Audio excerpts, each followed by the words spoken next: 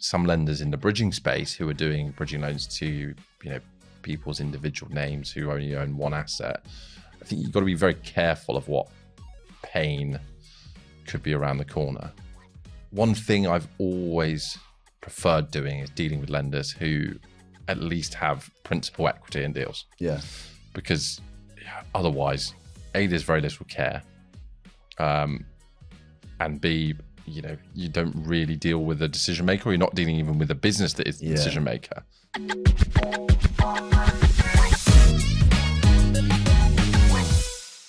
Welcome to the Property Funder podcast. I'm here with Callum Taylor again for part 2 of our conversation. It's good to have you here, Callum. Before we went away, before we went in the end of part 1, we were talking about working from home. It's a Friday today. I don't know if you've noticed it, but my emails have been surprisingly quiet. My WhatsApps, my phone has been surprisingly quiet. I know you said you don't mind if people work from home too much, but obviously there's a key benefit of being in the office.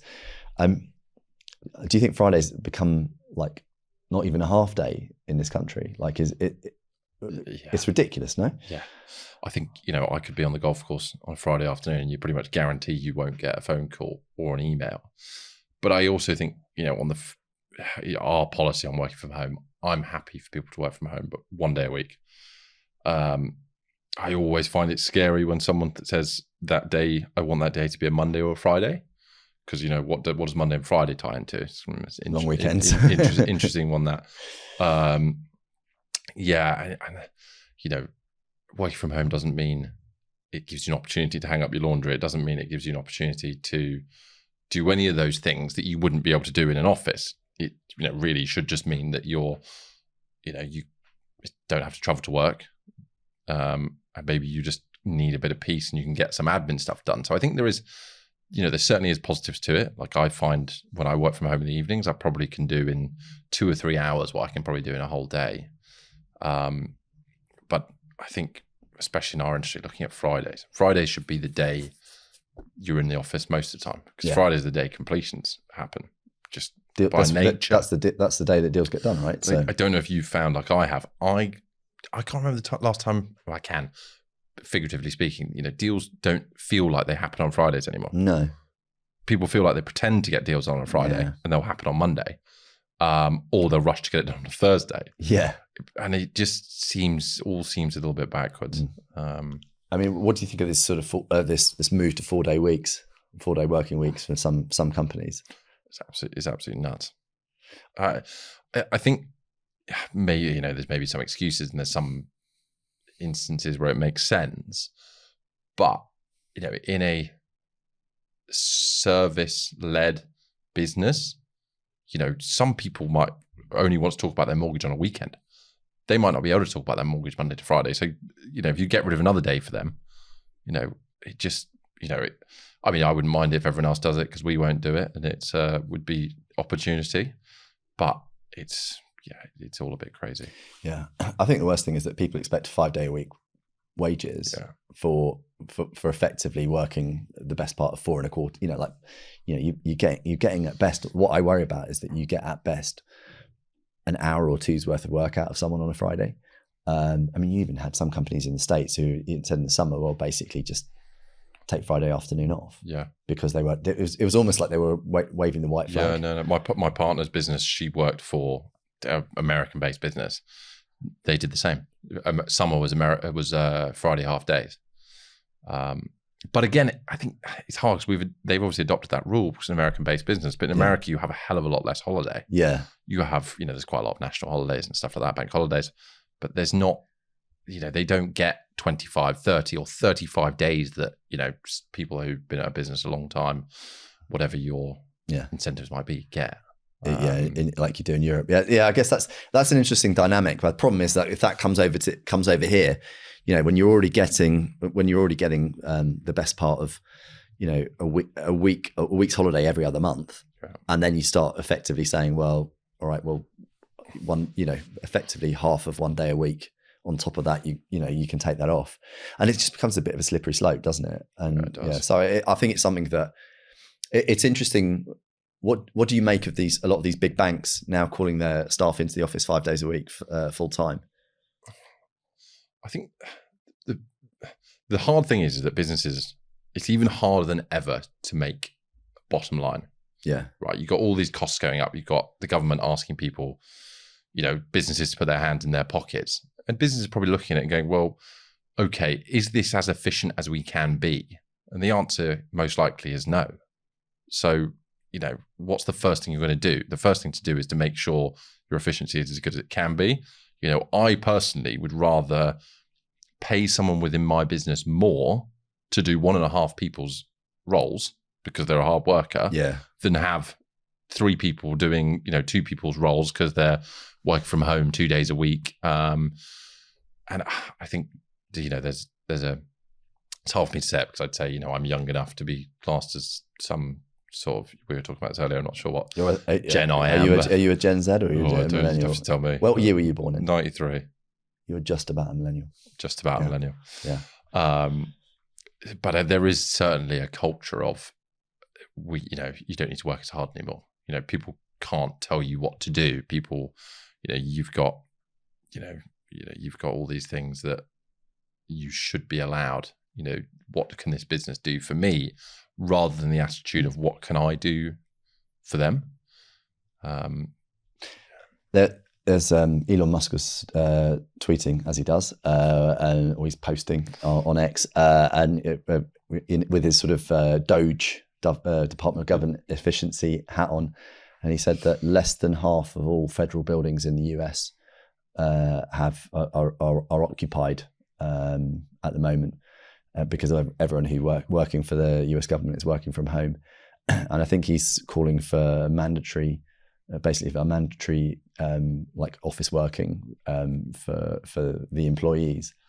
There was a part of me that I was debating with a few friends. There's a part of me that thinks it's actually very smart because I don't know if you would agree with this stat. I mean, there's probably, I would estimate in most businesses 20% of the people do 80% of the work. Yep. And I imagine he's sort of thinking a bit like how he did with when he bought X, or Twitter as it was at the time. He's thinking, right, if I call everyone, if we force or mandate federal employees back into the office, into the workplace, what it will do is that the ones that need the jobs, or the ones that are willing to do the work, actually continue to do the work, will stay, and then the people who aren't committed will go and will actually leave voluntarily. And then they'll end up having to be able to save a huge amount of cleansing tactic. It's a cleansing tactic, right? I mean, I don't, and I imagine actually with some of these investment banks that are calling people back, Goldman famously would cut the bottom 10 or 20% of all of their staff every year. It's kind of a similar. It's kind of a similar filter, isn't it? Where it's an opportunity to move people on who maybe aren't as focused or committed. I worry, you talk about, if we start talking about AI and can technology take over what people are doing? Yeah. I think certainly, there is a huge number of roles within businesses, especially talking about federal government level like you are, that they probably can. Is there enough fight? If you choose the right person, I don't think technology can replace them because they have intrinsic value. They have a quality that can't be represented by an email or a robot or whatever it might be. But yeah, I think it's an interesting one. I also think from our point of view of a property aspect, what's that mentality done for, the city? It's, values, rents have gone down, therefore, yields have gone down, values have gone down. I think there's this opinion of lots of people that, all of these offices in London are all owned by extremely wealthy people, and it makes no difference to them. They'll still be able to buy their house in Miami, St. Bart's, and, go over to their holiday home, etc. But I think there's a lot of people that they don't realize that we see on our basis that are just about making these deals work. Yeah. But they also forget there's pension, a lot of times pension funds or people's pensions are actually investing in these buildings as well, right? Yeah. So there's a thing that there's an indirect impact on people that they don't actually fully appreciate. Yeah, correct. Yeah, it's an interesting one. And then we can talk about the triple lock, but let's not go there. I mean, you were talking, you were talking to me offline about it being more difficult than ever to start a business, and particularly as a young entrepreneur. I mean, what, can you speak to that in any way? Like, how do you see that? Yeah, I think, look, I've heard you speaking with another guest on the show, and you were talking about how, the concern of young people and adults, the amount of screen time, all that sort of thing. I know this sounds like it's not connected, but I'll get there. I'll draw the dots in the end. You can weave your way there. Yeah. I'll get there. I was lucky that, I was probably just out that mobile phone era of like, anyway, a phone that's like amazingly good at doing everything, got apps. I think the iPhone came out when I was probably 15 or something. Right. Okay. So it, it wasn't quite there. It was still, phone calls still existed. And I think without that ability to be a people person that you learn at a very young age, being an entrepreneur is very difficult. And then you start factoring in the cost to run a business, the government coming to us business owners and saying, look, unfortunately, you guys are the ones that are going to put your hands in your pockets. It's tough to see it in this environment that it's not encouraging people. There's certain world leaders, I think, that are very business. The more success your business has, the more people you're going to employ. That will float down, trickle down the ladder, and everyone else underneath that ladder will benefit, whether that person's spending more, something as simple as spending more money in the corner shop because they're doing better for you, or, moving up the housing ladder and freeing up more housing for someone else. I think there's a lot of barriers in place that make it very difficult to start a business now, and to enjoy running one. It's, it's no beating around the bush. It's hard work. It's tough. This episode is brought to you by J3 Advisory. J3 understands the unique insurance challenges that lenders face and are committed to providing solutions that offer peace of mind and financial security. Their expert advice helps you make better, faster decisions about your insurance program. Interested in a CPD session to update your teams on the current insurance landscape, or need precise and practical insurance advice for life schemes? Get in touch with J3 Advisory. Learn more at j3advisory.co.uk. J3 Advisory is authorised and regulated by the Financial Conduct Authority.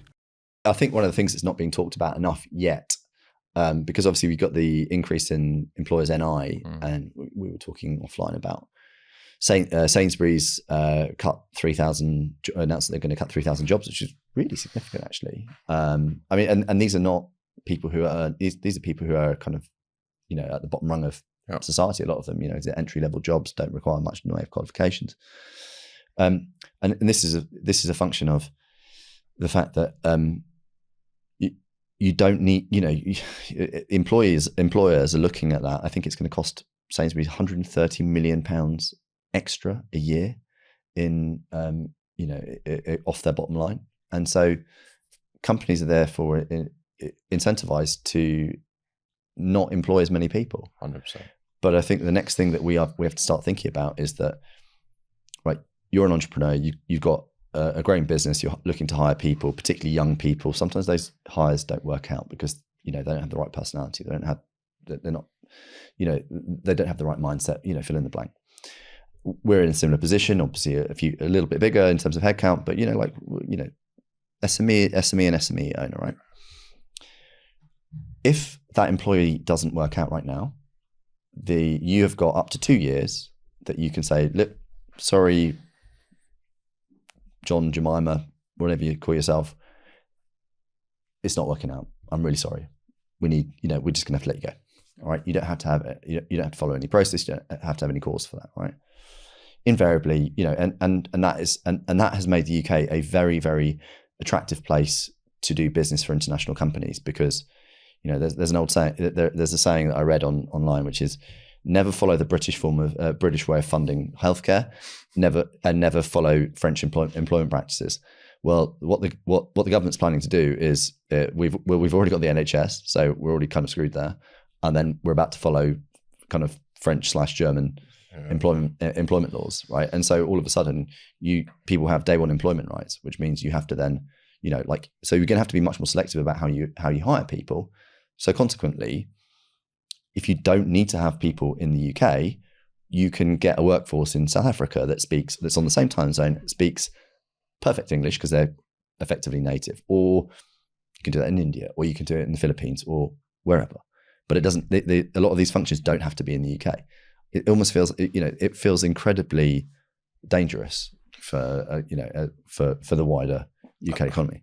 I think as well is that they're not looking at, what's the best for that person. They think what the best for that person is allowing them to keep their job and allowing them to, stay in a job, stay with pay, etc. But sometimes what's good for someone is working out that this is not the right job for them. Yeah. Whatever that industry might be, which is very hard to do when you're basically going to, keep them around just to try and, tick a box and what have you. But I think the incredibly frustrating thing is, you look at it, and I think people have this perception, certainly this government looks like they have this perception of, well, if business owners make more money, they're just going to go and take that money and, they get richer and everyone else gets, poorer. But I think if you really look at, especially SME businesses that are trying to grow, if we make more money this year, I'm only going to invest that money in the business. Exactly. I'm not going to go and take that off the table.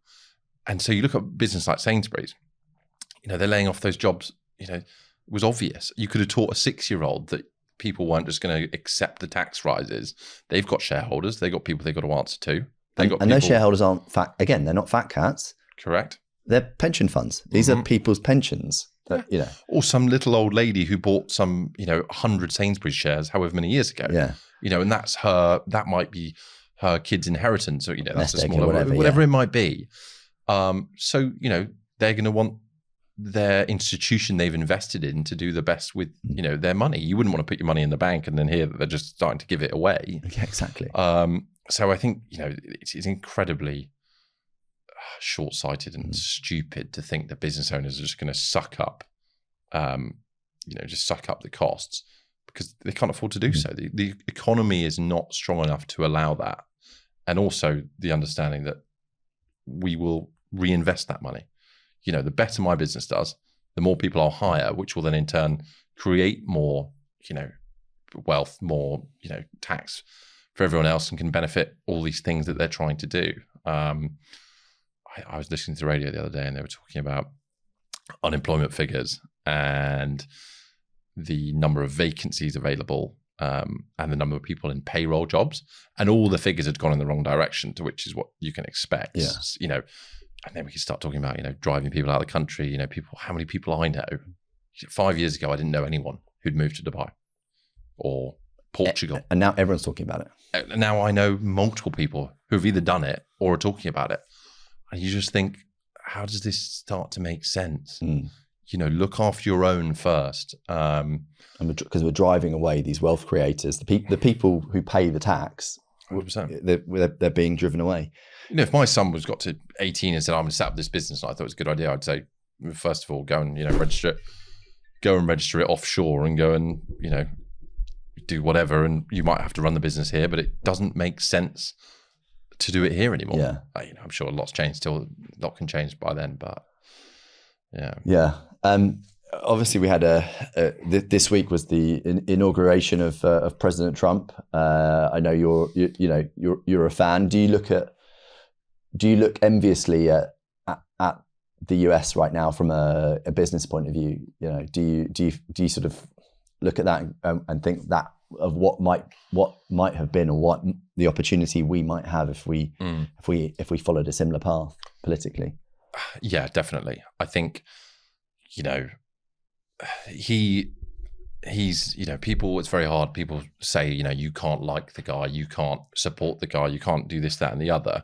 But there is a way that you can agree with certain people's things they believe in, but also still think that he's a moron and that he, tweets ridiculous stuff, and the stuff he says just sounds insane when it comes out of his mouth.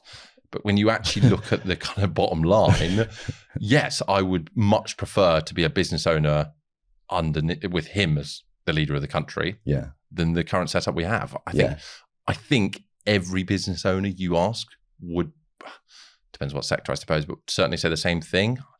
I know a couple of guys, I spent a fair bit of time in America, and I know a couple of guys who run businesses there, and they say, hate the guy, but voted for him because it's the best thing for me and my family, and it's the best thing for people I employ.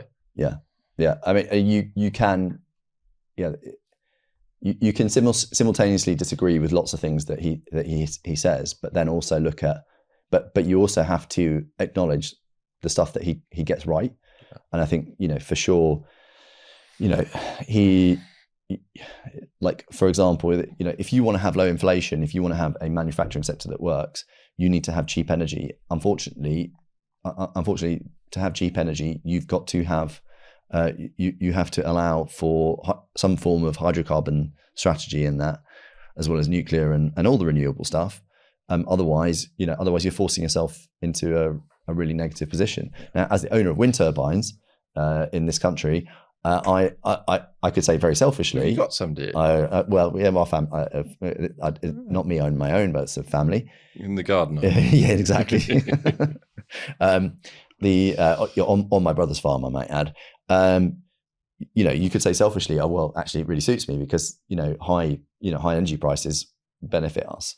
But I also own other businesses. I own commercial real estate. We really, we need to think about what's best for the country and the economy as a whole, right? You as a commercial mortgage broker and residential mortgage broker, you want to see a strong buzzing economy because you want clients to be buying stuff and turning assets and growing and developing. At the moment, it sort of feels like that's all going a little bit backwards. I mean, look, maybe there's some green shoots that I'm missing. Maybe there's, you can give me some cause for optimism, but at the moment, I'm kind of struggling.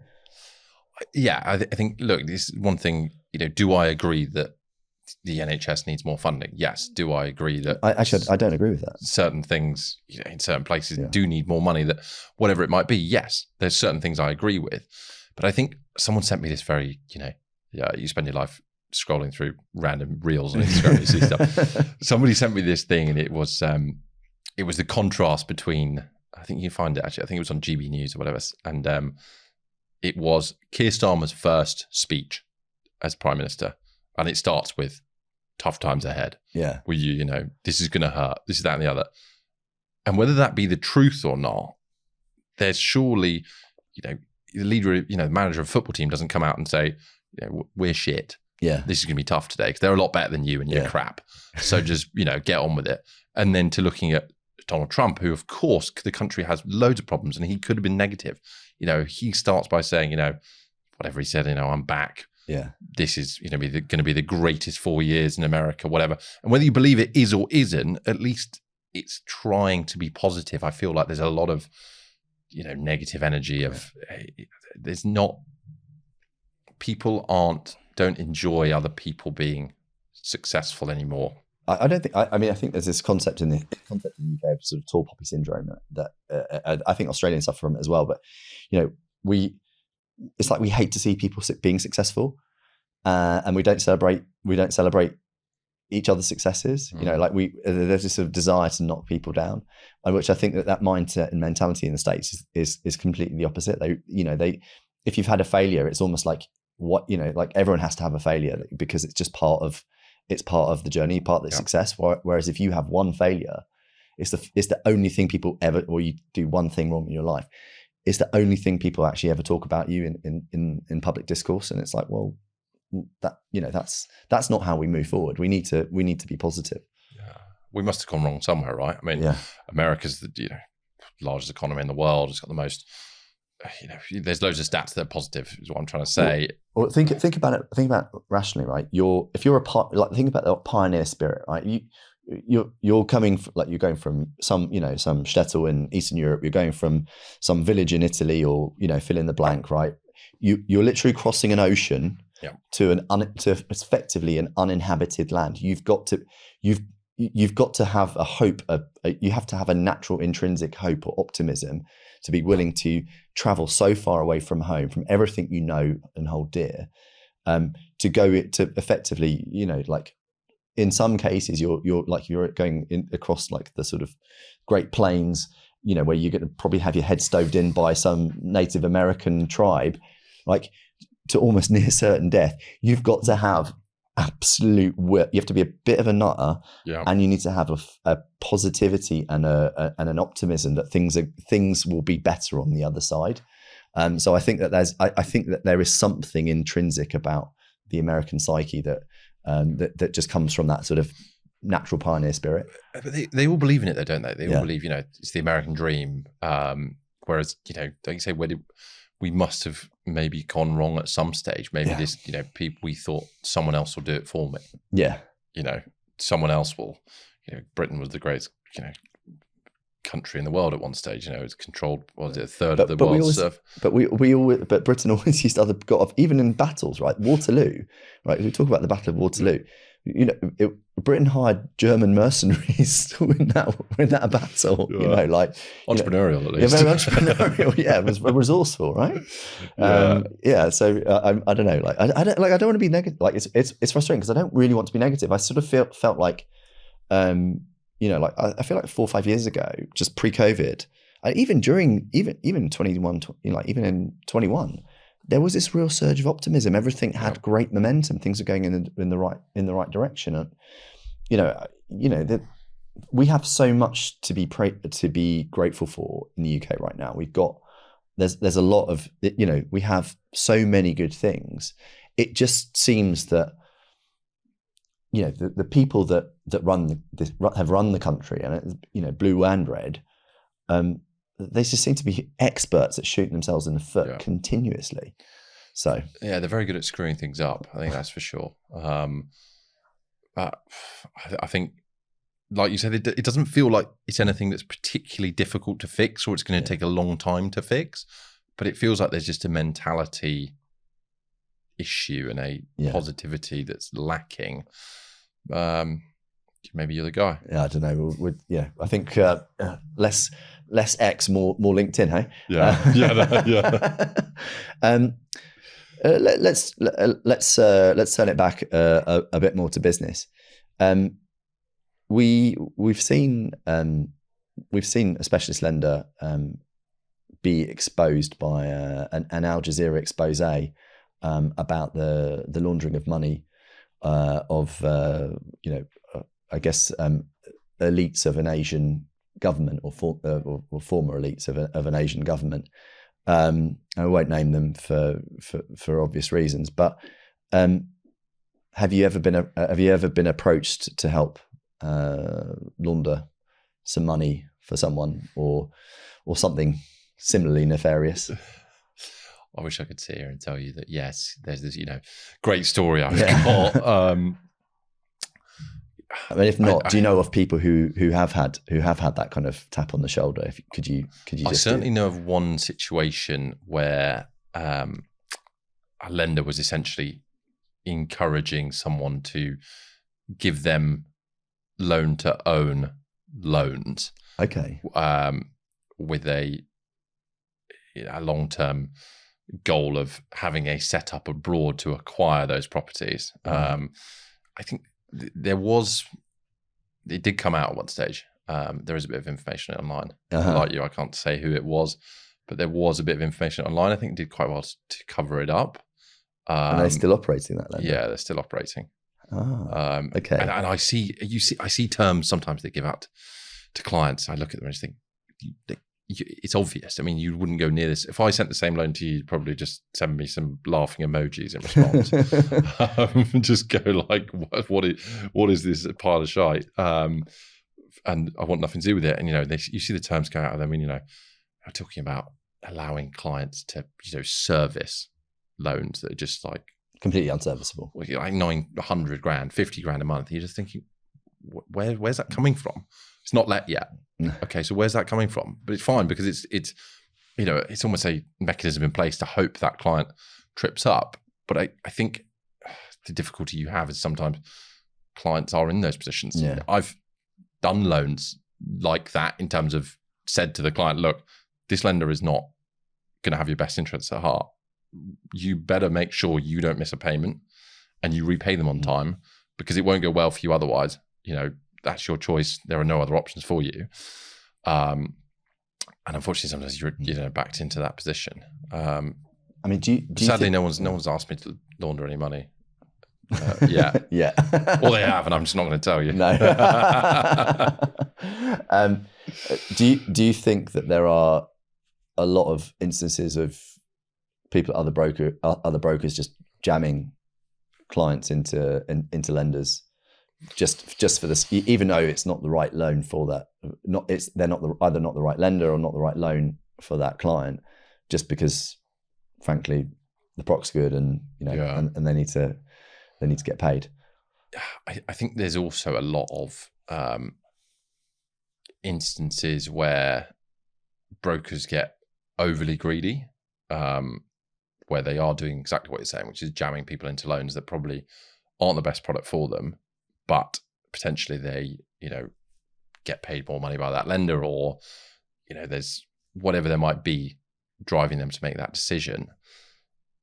I had one recently where a client came to me and he said, "Oh, look, I've got these terms from this this lender." I looked at the terms and I saw, like, you've done it for as long as we have. You very quickly can recognize whose terms look like what and what color border they have around the little table in the email. You go, "Well, I know that is." So I said to the client, I had an honest conversation. I said, "Look, I know the lender is the best lender for you, but the broker's trying to rip you off. Like, it's a simple, straightforward loan. They're trying to charge you a fee. They're also trying to get a higher prop fee, because I could tell by the rate." I said, "Look, if you're happy, let me get terms from them and I'll come back to you." Fast forward, I got them the terms, cheaper rate, blah, blah. And then the client's business partner felt bad. So he went back to the original broker and said, this is what's happened. This is what happened. So, quick, lo and behold, their application fee and offer fee and all these things started dropping away, and they kind of matched it, which I just thought was wrong. So we basically ended up doing it pretty much for free. Yes, am I a bit spiteful? Was I a bit spiteful? Yes, probably. But I don't think you deserve the chance to win that business if you went into it with that mentality in the first place. So yeah, I think I think the industry could probably do with some more regulation in those aspects, but I also think it's, logistically talking about achieving that is, near impossible. It's quite tricky, isn't it? Yeah. I think the standard position at the moment is that those effectively proc needs to be fully disclosed. Mm-hmm. We're seeing a lot of fallout at the moment on the motor finance, the vehicle finance. I didn't side of things. I didn't realise that I was reading that up to 70% of the entire lender margin on a lot of these car loans was being paid to brokers in undisclosed backhanders. I mean, that's nuts. So, and you can still do some unsecured business loans now. Yeah, where you get commission up to, don't quote me on it, but 10, 8. It certainly was 10%. But it is disclosed to the client. But you have that sliding scale of where the lender says, "Look, the more you make, the more we'll make." Yeah. So it's not like it's with a prop fee, and you say to me, like, if you want to charge 5% arrangement fee, we'll pay it all to you. Not that you do, but that in theory, they will say, well, if you want 5%, we want 4%. So it goes from 3% to 9%. And but yeah, like you said, the motor industry. I think one thing, going back to business, one thing Phil always said to me, and he was very, very good on compliance, not necessarily boring compliance, but just making sure that you've done a good job, was when you were looking at all this car finance stuff, this PI insurance. He said, mortgages and, certainly consumer mortgages, so buy-to-lets in personal name, stuff like that, it will be next. And I think it will. Like, it just makes sense. I think the limited company stuff is obviously always going to be very difficult. But I think some lenders in the bridging space who are doing bridging loans to, people's individual names who only own one asset, I think you've got to be very careful of what pain could be around the corner. Yeah. I think that there's, I think the last 15 years, there've probably been a number of non-regulated bridging lenders that have lent against clients' main reses.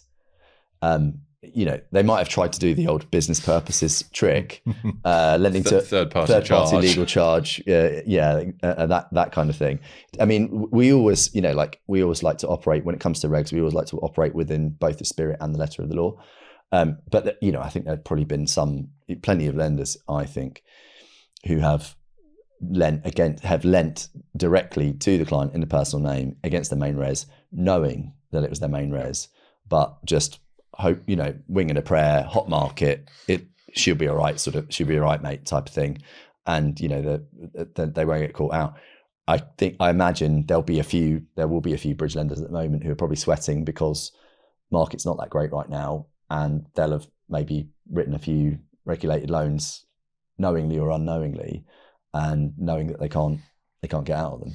I think interesting that, you were talking earlier about margins, how tight some margins are for some bridging lenders.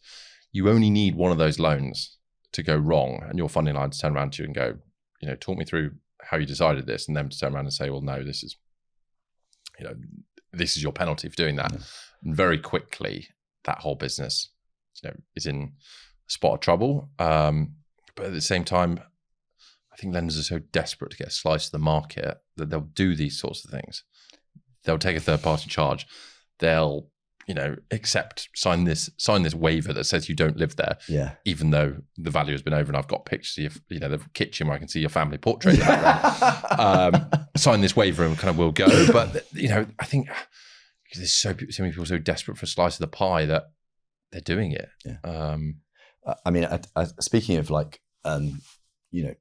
bad loans and funding lines, that someone I know, quite a well-established lender, they I think they took a £20 million hit on a commercial asset.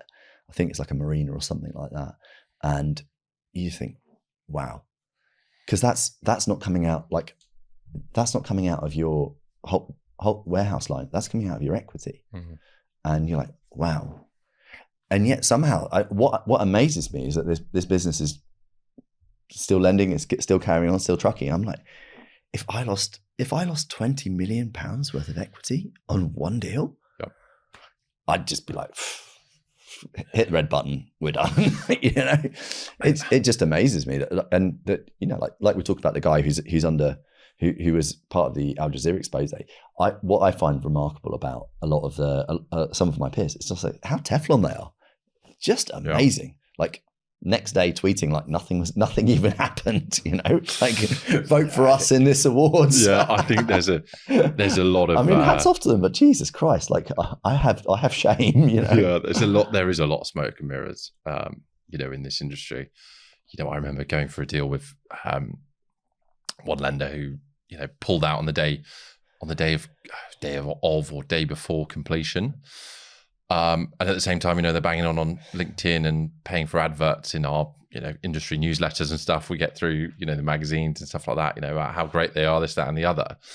But one thing I've always preferred doing is dealing with lenders who at least have principal equity in deals. Yeah. Because otherwise, A, there's very little care. And B, you don't really deal with a decision maker, or you're not dealing even with a business that is the decision maker. This deal I had with these guys, I quickly worked out that they just took all these inquiries on and they would just wing it last minute to the funding line and hope that they would do the deal. Never seen it before. And you just start to think, these are, you may think that you're just trying to make some money, but these are some people's lives. It does matter to them that they're not going to get a bridging loan to repay the defaulted finance that then has massive charges like that, might be a 5% charge running over, etc. So there probably needs to be a bit more accountability there. Yeah. The sort of the fun, like pulling out the day of completion, for me, it's like, we've never done it, like literally never done it. And it's probably the thing that I fear most. Like the idea that we can't, I love doing deals. Obviously I'm not operationally at the front end processing most of the business, but I'm seeing it. But the idea for me that we get to the day before drawdown and we're like, really sorry, but the money's not there. No, mate, I could just, for me, that's like probably my biggest fear, biggest horror. I just never want to do that. Like, look, deals sometimes fall over, right? That's part and part of the industry, but you can't take someone all the way to completion and then not perform. And just hope. Yeah.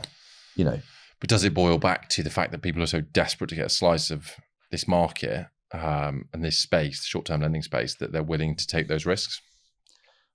And I think also people know that, someone asked me to do an article recently for something about calling people out on LinkedIn for, not delivering. But I think even brokers, you're very scared to do that. I did it once to a lender without naming them, and then got an email saying they would repay the client's legal fees, valuation fees, etc. But I'd already asked for that before, and they refused to do it. But only once I did the post saying, if you take it down, I said I won't take it down, but I won't name you. But it's, there's maybe not enough, whatever it might be, Trustpilot type reviews on people, and sort of honest feedback and stuff like that. It's a bit of the Wild West. Yeah, well, I think there does need to be a degree of accountability. That I think it's when it's appropriate when it's egregious. I think when sometimes, a lot of the time, clients don't have the right professionals, don't have the right solicitors advising them, and the client solicitor gets a long list it gets the CPSC list, even though most of the answers are not applicable, no or not applicable, right? But Mr. Khan above the chicken cottage solicitor, and he's used to doing resi conveyancing, and then he's getting paid another 300 quid over and above that to do a commercial conveyance for a bridging lender, and he just goes, and he's just like, he can't be fucked with it, right? And he just goes, and he says to the client, I've received the bridging lender's inquiry list. It's ridiculous. It's too long. They're being completely unreasonable. They're not. They're genuinely not. It's just you're just used to a normal, very straightforward conveyancing job. Yeah. You know what I mean? So, and deals can fall over because of things like that. It's the examples that you said, where the client's literally there, ready to complete on an acquisition of the property, about to go into their notice period, and potentially going to lose their deposit, and the bridge lender or the development lender hasn't performed, or the buy-to-let lender hasn't performed. That's a completely different kettle of fish, in my opinion. Let's talk about stuff that's a bit more fun. You talked about your love of golf, and you've also developed some interesting friendships at the golf club that you're a member at. Some famous ex-pro footballers. How much golf are you playing these days, and is it genuinely a business benefit? Are you getting a lot out of it? Not enough is the answer. Yeah, never enough. That's not business. There's never enough golf. I think I'm a sucker for warm weather, so I love playing golf in the warm weather. I think one brilliant thing about the game of golf is how many examples can you find where you spend a period of time of around 4 hours with someone, and it's also not constantly with someone. You don't get bored of each other's company, because you walk off in different directions and do your own thing, but you really get to interact with that person about life, business, sport, other sport, whatever it might be. So to me, it's the greatest game. You'll never conquer it. Tiger Woods never conquered it. Doesn't care who, no one has. You never would. You can always do better. And I don't use golf as a mechanism to generate revenue, I think is the easiest way to say it, but I do use it as a mechanism to grow long-lasting relationships with people, which I guess indirectly leads to the second part. Have with the friendships you've made with some of the sort of the ex-footballers that you've got to know, have you got to meet any other interesting people or celebrities or sports people? Have you got to meet sort of maybe some former Arsenal idols by any chance? Anyone you looked up to as a kid? You know what? The Arsenal part is probably the bit I'm lacking. But the one thing I would say is that you never judge a book by its cover. Yeah, there's certain people who I've been lucky enough to spend some time with who I detested when I watched them play. And I know exactly who you're talking about. Sport, and he's actually done. He actually did a very nice thing for the props last year. So we thank him for that. And when you actually get to know that person, you actually realize, what a great guy he is, what a great family he has around him. I mean, my God, what you can learn about competitive nature from these guys is, it is insane. Could be table tennis, snooker, whatever it might be, the obsession for winning is amazing to see. But I think what it's done is it gives you kind of credibility to deal with probably some people that are quite confidential in this space. Yeah. I mean, we've been lucky enough to deal with, quite a few, entertainment celebrities, music celebrities, sports celebrities in terms of, looking after their property finance requirements. And I think that has opened doors for that, or what it shows is that, if that person trusts you, you're clearly quite confidential. You're not going to go and tell people, I did so-and-so's mortgage, or I know how much so-and-so really makes each month, or that sort of thing. So that's been great. Yeah. Well, that's really cool. Just going to start the wind down now. So closing tradition we have for guests is to ask them, ask them what they would advise their younger selves, knowing what they do now. I guess if you were to look back at, you can choose the age, whether it's 16, 18, 21, but if you were to give yourself some advice, knowing what you do now, when you were, 21, what would you say to yourself and why? I think I'd tell myself to start earlier. I think you always think that, I could learn more, before I go out on my own, or, maybe I'm not ready to do this yet. But I think what you very, very quickly find out is I felt like a very young entrepreneur at one stage when I started a business. Before, I even start to feel like I'm not that young entrepreneur now, or I'm not that young a business owner now. And, what could have been if I started earlier? And I've only learned what I've learned through experience of getting things wrong. And so getting on with it and doing it and working out how to fail, how to get things wrong, I think is, a great thing. Would I have gone to university looking back at it? No. Obviously that took me down a path which takes me to where I am today. So it's hard to, totally rule it out as a waste of time or what have you. But I think it would just be to believe in yourself and get on with things sooner. Yeah. And don't wait. No, that's great advice. Great advice. Yeah. I think a lot of people would look at themselves and go, yeah, what am I waiting for? Yeah. Whether they take action or not is entirely up to them. Callum, it's been a pleasure. As always, it's always great to spend time with you. Without wanting to repeat ourselves, could you just let people know where they can find you on the internet if they want to get in touch, if they want to have a chat, want to have a game of golf, or if they want to talk residential or commercial mortgage? Yeah, absolutely. We are on social channels, Portway Finance on Instagram, LinkedIn, Facebook as well. But on the internet, it'll be portway-finance.co.uk. My website, my email's on the website. Feel free to get in touch. I love speaking to people about all sorts of different things. So that'd be great. And thank you for having me. I appreciate your time. It's been an absolute pleasure. As many of you know, but I'll repeat it anyway. My name is Michael Dean. I'm at property_funder. You can find me on the various social platforms there. Thanks also to Avamore Capital, the show sponsor, and the series sponsor, J3 Advisory. We'll talk to you again on the next one. All right. Thank you and goodbye.